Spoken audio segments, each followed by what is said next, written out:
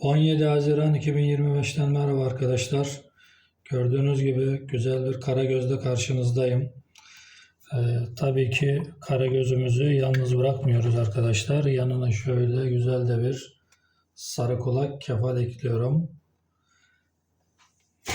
Ve yine arkadaşlar yanına bir sarı kulak kefal daha. Ve yine bir sarı kulak kefal daha. Arkadaşlar sarı kulak kefal bugün bol. Evet. Şöyle bir tane daha.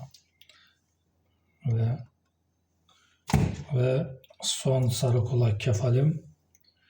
Toplamda 6 tane sarı kulak kefal, bir tane de böyle güzel bir karagöz avladım. Şöyle de göstereyim. Aynı balıkları atıyor demesinler. Görüşmek üzere.